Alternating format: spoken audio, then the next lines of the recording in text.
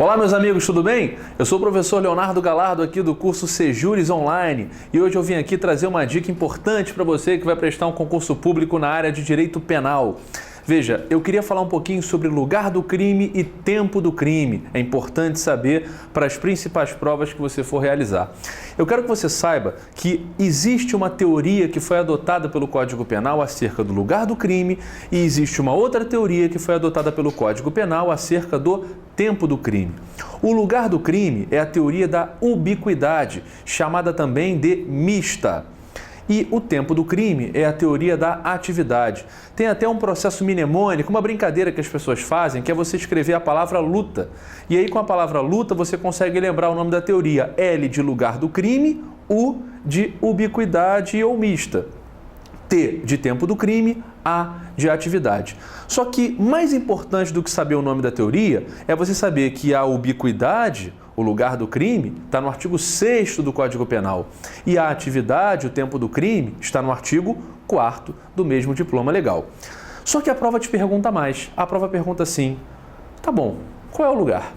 Qual é o tempo? E aí você tem que saber que o lugar de um crime, de acordo com o Código Penal, lá no artigo 6º, com essa teoria da ubiquidade ou mista, é o lugar em que foi praticada a conduta, no todo ou em parte, bem como onde se produziu ou deveria produzir-se o resultado. Ou seja, é uma ficção jurídica, é uma mentira que você tem que absorver para poder responder. O lugar de um crime é tanto o lugar da conduta, ou seja, da ação ou da omissão, quanto o lugar do resultado. Você tem dois lugares de um crime, o lugar em que você pratica a conduta e o lugar em que o resultado acontece.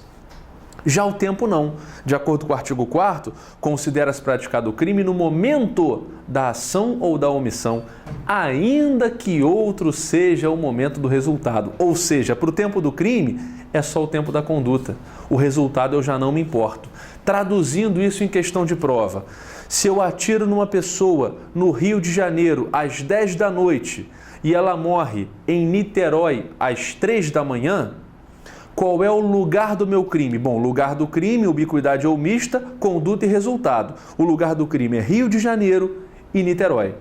Agora, qual é o tempo do crime? Bom, tempo do crime, teoria da atividade, 10 da noite, que é o momento da conduta.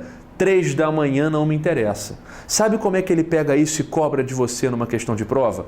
Ele diz que um sujeito de 17 anos, na véspera de completar 18, atira num sujeito.